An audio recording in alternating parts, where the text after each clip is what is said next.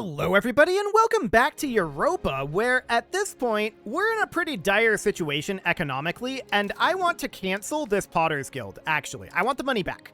And I want to cancel this Potter's Guild as well. I want that money back. So we're going to do that, and Demetrius on the Discord kindly pointed me in the direction of this little interface. So you go into Production, the Goods tab, and then the relevant the resource gathering operations builder in here. This is how you do the raw resource production. I hadn't found that, so thank you for pointing that out to me.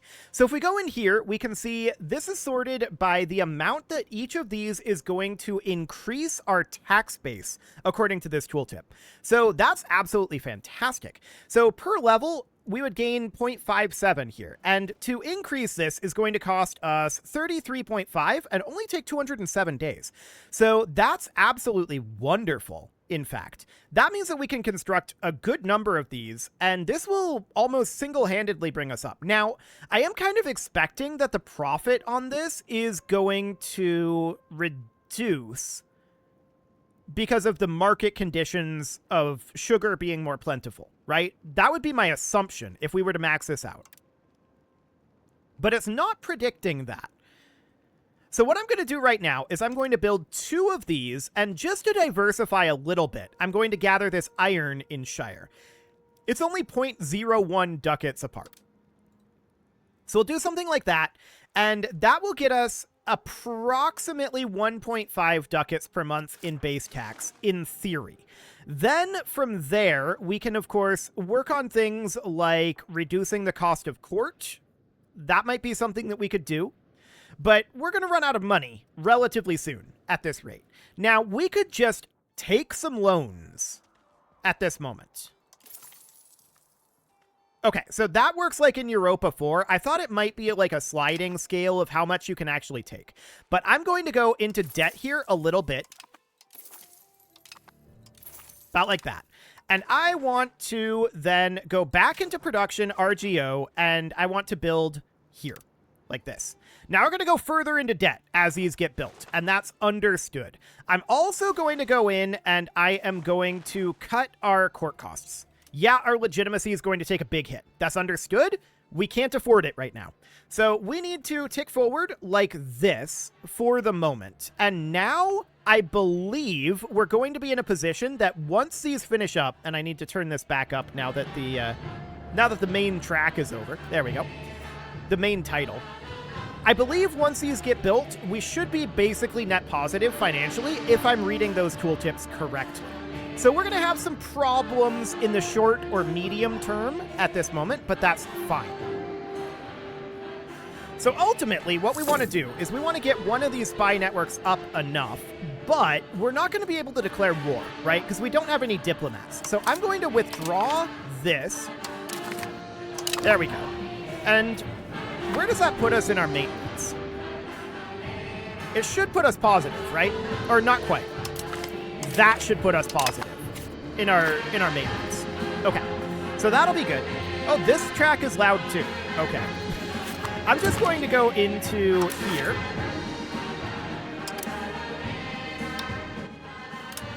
And I'm going to do that. The music is now at 10%. Wow. Okay, well, that's exciting. So we are spending money right now, obviously, but we've got a lot of work to do on getting these constructions done. But yeah, it's definitely a little awkward to get to our goods production tab. No doubt about it. But now that I know where that is, that's going to be very convenient. This is essentially a macro builder, right? And you can see that actually, due to market conditions, this is improved and this is declined. So that's interesting. I'm assuming that both are going to decline somewhat once we get this through. But I think that the old Europa 4 rule of thumb of 0.1 being a decent investment is probably going to hold true here. Like, these are very cheap. These are a third of the cost of what a building in Europa 1, like an entry level, or Europa 4, I should say. I've never played Europa 1.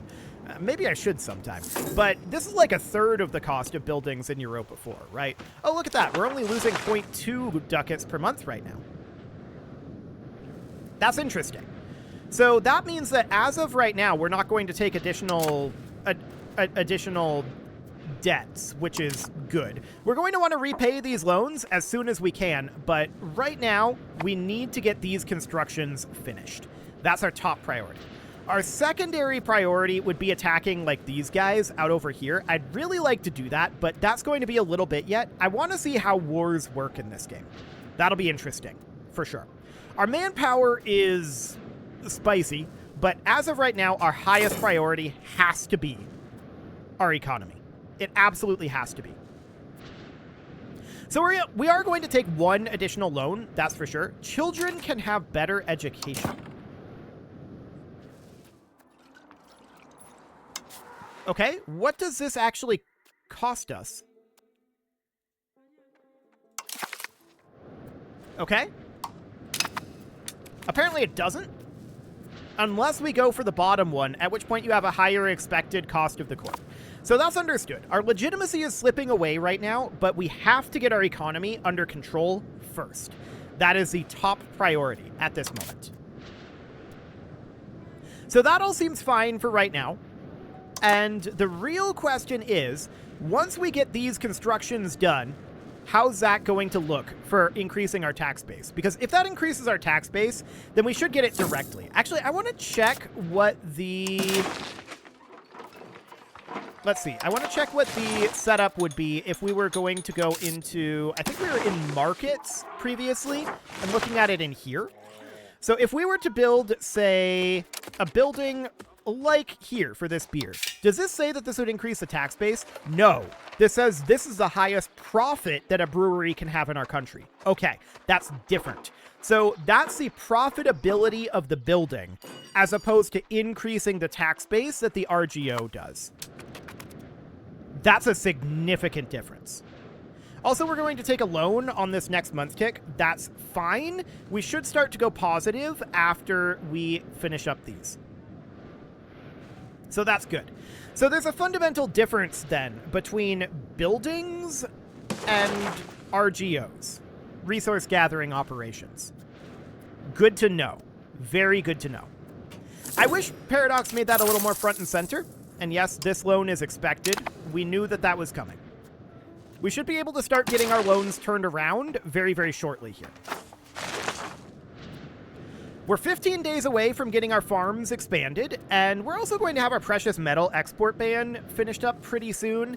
I'm also thinking that very soon we're going to be ready to do this, but we just don't have the diplomats at this moment, right? So that's understood. There's a construction going on down over here. Interesting. RGOs are missing employees.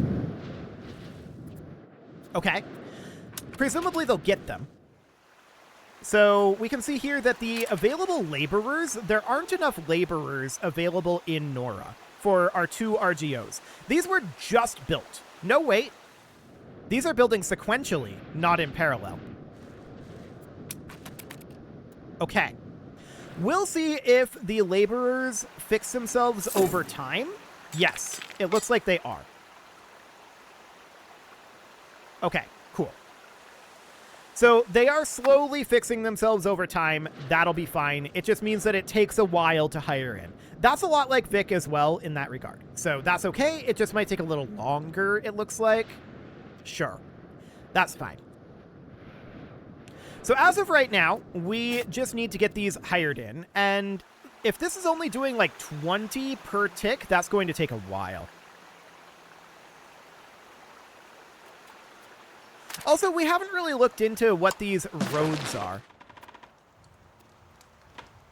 Movement cost, market access cost, proximity cost. This will minimize the proximity cost to the destination, help increase control here. Interesting. Expensive, but interesting. We'll look at that eventually, I'm sure. So for now, that's absolutely fine. And look at that. We're now positive in our ducats. Barely, but we are positive. So that's fantastic. And yeah, the laborers are definitely working through that deficit. So we can see we've gotten, well, we've gotten 62. We've gotten 62 laborers here, so about 31 per month. Okay, that's fine. And the serfs are being properly exploited. Okay, so we're going to gain serf exploitation for 10 years, giving us raw materials output plus 10%. Cool. We like that. So let's see what our finances end up looking like here. So can we repay these loans like one at a time, or do we have to repay them in bulk? Let's figure that out. So repay all possible loans. These are the current loans. Okay, gotcha. So that's absolutely fine. Inefficient minting again, and we're down to 0.26 negative. Okay, that's fine. We're going to finish up our mines up in Shire very soon, and the question is, what are we at here? So there are just no laborers here to start with, and it'll just take time for them to get there. So people stop being peasants and start becoming laborers over time as the need is there. It's just a little slower than it is in Victoria. Okay, cool. So we've gotten 10% of the way there on this at this point. Okay. So that seems absolutely fine, and we'll definitely want to have that happen in multiple locations, because it should slowly tick over time, and that should be good. And if we have it in multiple locations, that'll essentially allow us to accelerate that ticking. So 0.21 is our current income at this moment. We no longer have the inefficient minting. And my question is, do we have access anywhere? I don't think we have access to silver or gold. Well, we might have access to gold, but I don't think we have access to silver. And yeah, we can see these are not worth very much down here. But up here in Nora, wow. Okay, so the efficiency here is increasing with like economy of scale sort of things, it looks like. We've got some wayward weather going on, and buildings are missing inputs. Okay, so we're lacking in silk and tar. For the moment, I'm not concerned about that. So up here in Shire, we did just finish up our mine. So now that that's starting to come online, we can see that on the year tick here, in fact, on the year tick, we are bringing this up by 22. So that looks decent. Or actually, it was by 11, technically. So that's absolutely okay. That's good. We're happy that this is in progress. Okay, so what is this? The Lalibela cross, one of our nation's most cherished religious and historical treasures, is a large and intricately adorned processional cross which is housed within the Bet Medan Alem in Lalibela. Priests often use the cross to bless or heal believers by gently rubbing it against them. Crafted from a single piece of metal, it is made of bronze and gold with its central cross featuring an elongated descending arm and gracefully flared ends. I tried to say flailed. Incredible. All adorned with intricate ornamentation. A distinctive characteristic of the cross is the portrayal of Adam's arms at the base, in italics, adorned during festive occasions with vibrant and colorful pieces of cloth, adding to the cross's grandeur and significance. So we can move it to our capital and just gain a flat 20 prestige. We can gain 5 prestige and do a normal pilgrimage, which that's basically just free. Or we could pay money, and we don't want to do that. So we're going to just take the free prestige. Thank you very much. Sounds good. So that is all wonderful, and we can see our integrations are proceeding nicely. So we're not really in a rush to get this done. We can technically declare this war, except for the diplomat situation. So for the moment, we're just going to chill, because we do have more integrations to do after this. I believe we need 2 additional counties to be integrated, 1 or 2. So we definitely are going to need to continue to work on having our cabinet integrate for a little bit here. Okay, so the next question is, on the next month tick, will we be back to being positive? You can see here, it really oscillates based on whether we have inefficient minting or not. We got our advance done for organized religion. Okay, cool. So that seems fine, and what do we want to do next? Institution growth. I mean, that's usually pretty powerful in Europa. Possible burghers in towns and cities, and max literacy for burghers. Monthly diplomats. Monthly prestige. I'm actually going to do the Second Council of Ephesus. That will get our prestige malice almost entirely gone, and that sounds fantastic. So we're going to do that, and yes, our RGOs are missing employees. Okay.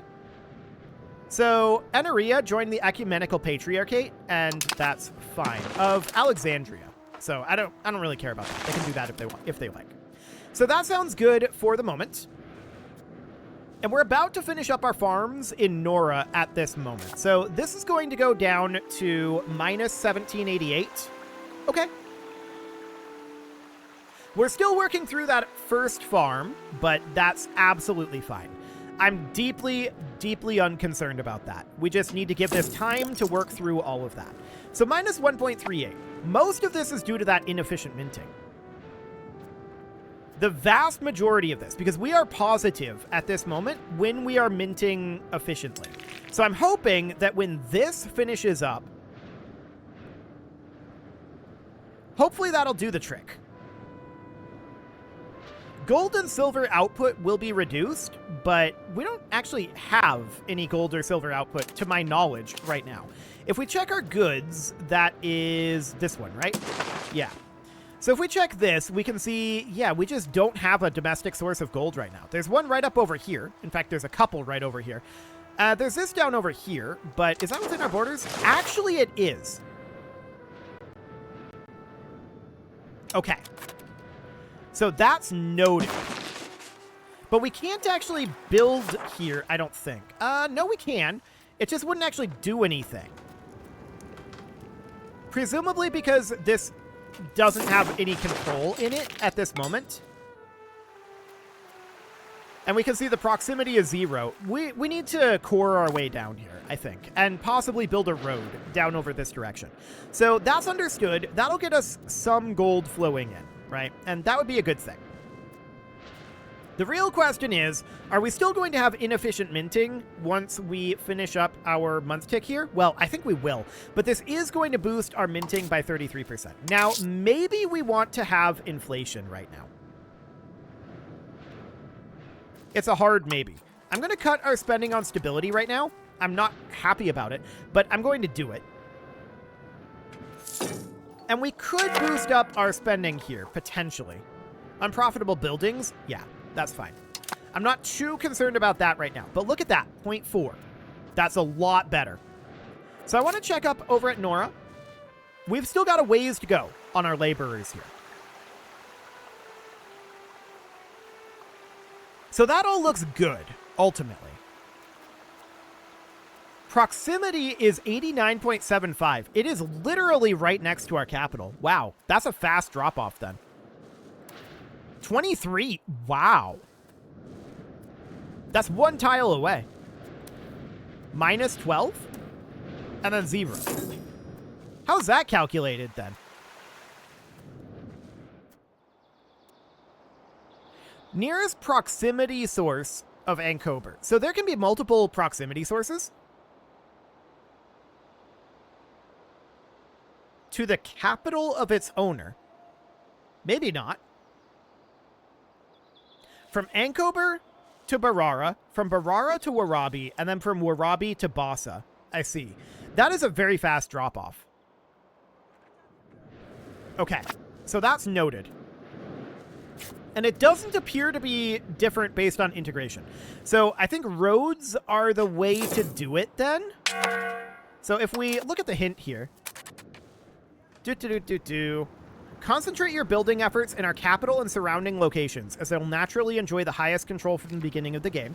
Build roads from the location panel in order to connect our capital to our wealthiest cities. Okay, sure. Noted. So that means that this up over here has 0 proximity.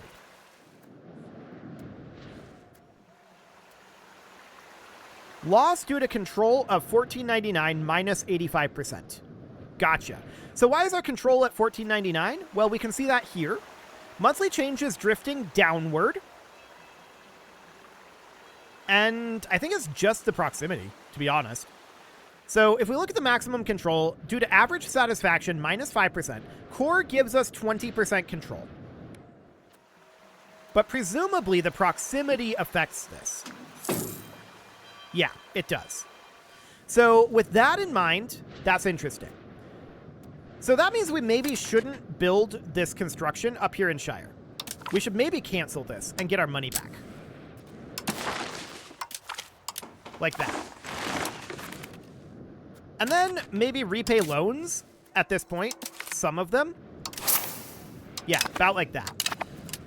So now we're making money, and that's absolutely fine. So here in Nora, this is going to continue to boost up for the next little while. Now, we're going to be able to declare this war very soon, and I want to bring these guys up over to here. So let's move them up. Oh, look at that. They actually move along the path. Okay, they got stuck there. That's a little sad. I'd hoped that they would just stick on the path at the point where this is. I would have preferred it if it looked like that, but alas, it does not. Fair enough. Fair enough. So we're just going to move this army up over here, and I don't expect this to be a particularly challenging war, but we're going to be in position to be able to do this very shortly. So we are making some money now, but we have a lot of work to do on that. We might want to consider running a road up this direction. I wonder how much that would actually cost. So if we were to run the road... I want to specifically run the road up this way. Can we, like... That would be 400 ducats right there. Toggle bleeding mode. Bleeding mode. Oh my. That's exciting. So if we toggle bleeding mode... Ah. Now we can set the actual path the way we want it to go. Okay. So if this road were to come up like this... would be the way that we'd want this to go. That would cost 1,500 ducats. That's a ludicrous sum of money. Okay. Good to know. So that's very interesting. Now, I want to check in on this. We can see that they are dropping in morale, presumably because they're moving. So they're dropping in morale while they're moving in a very noticeable manner. So once they arrive here, we should start to see them regenerate their morale. Yes. Quite quickly, in fact. Okay. So now is when we would look to declare this war. Well, we need to create a CB first. So this would be a slave raiding CB, and this is a humiliate wargle. Conquer cost for attacker plus 900%. Okay. So I would prefer not to do a slave raiding CB. I'd prefer to do a different one. But this is the only one that's currently available. Okay. So at this moment, if we did that, we'll give it a day tick, and then, oh, that's not instant. And that ate up a diplomat. Gotcha. So that's understood. That'll take a little while. So we're not going to get much conquest out of this. What's the food capacity up over this way, I wonder? Well, our food capacity should be fine here. Yeah, daily change of 0. So that seems theoretically fine. So no problem there. I would like to continue to repay some of these debts. We lose 7 stability. We'll reduce this guy's diplomatic duties. It's okay. So that all seems fine for now. Height unused. Oh, okay. Yeah, I want to have these all open. Thank you very much. I want to see all of that. So we're going to have to raise up our army maintenance when we declare this war. But it's going to be a little bit because this CB apparently takes a while to make. So that's good to know. We do have some rebels brewing up, by the way. And these are out over this direction. Okay, they're kind of upset, and that's fair enough. That is fair enough. So we do have some non-integrated provinces. We have 2 of them still. These 2 will be done integrating fairly soon, and we're still improving opinion of Eneria out over here. I do want to get all of our vassals over here integrated as soon as we can, but we need to get our economy more or less solid, right? And we're continuing to boost up our laborers here. We're working through that laborer deficit. So that looks fine. We are spending a little bit more money than we're making right now. This is due to inefficient minting again. So that's understood. If we could get our hands on a proper gold-producing province. I mean, this one does produce gold, but this colonial charter, 3.04. Wait a sec. So we can't do that up over here. But we can do it here. And this will start colonizing these adjacent locations. So that's interesting. No doubt about it. I would like to know what the trade good available here is. We could check with the map mode, but I'm sure it says in here somewhere. Where would it say here what the trade good here is? Or do we just not know yet? That's a possibility. It's sturdy grains. Okay. And then livestock down over this way. We can't really afford to colonize. That's pretty expensive right now. So we may want to hold off on that for the time being. Looks like we're taking attrition up over here, and that's due to winter. Okay. Well, that's not necessarily ideal, but it'll have to do for now. It is currently winter, and that is understood. So we've got our ecumenical patriarchate of Alexandria over here, which is basically just us at this moment. I mean, there's also Eneria who joined this, I believe, but that's our vassal. It's basically just us. So that seems absolutely fine for right now. Now, we do definitely need to get our tax base expanding here.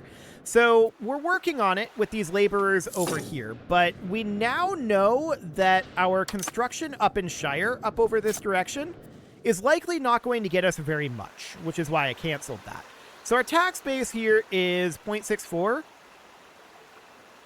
I wonder if that was factored in to the RGO builder. It was. It was factored in. Look at this. Efficiency of 36.26%, multiplied by control, 14.84. So it was factored in. This is still a good investment. Good to know. Good to know. Okay, so with that in mind, we're not really losing out on anything right now because Shire is a long ways away from being fully employed. So we've got lots of time there. That's fine. We're not actually losing out on anything. If anything, we're probably still best off, assuming we can get a construction going there, we're still probably best off to not be building that and to have paid off some loans instead at this moment, based on how this is working. So that seems fine, but it is time to put a cut in here. So I'm going to go ahead and do that. And next episode, we're going to be attacking over here, and we will see how the war system works. You can leave your offerings to the engagement gods in the form of likes, comments, subscribes, and bell ringings, and a very special thank you to all of the channel members for making this video possible, including ALS Gamer, Dark Horse, Ethan Feldman, Upper Cumberland Gamers, Nick Smarty, Punching the Microphone, The Lounge, STL, Spock, and all the rest. And of course, you. Thank you for watching. If you'd like to support the channel, you can click the join button down below the video, and as always, I will see you all next time.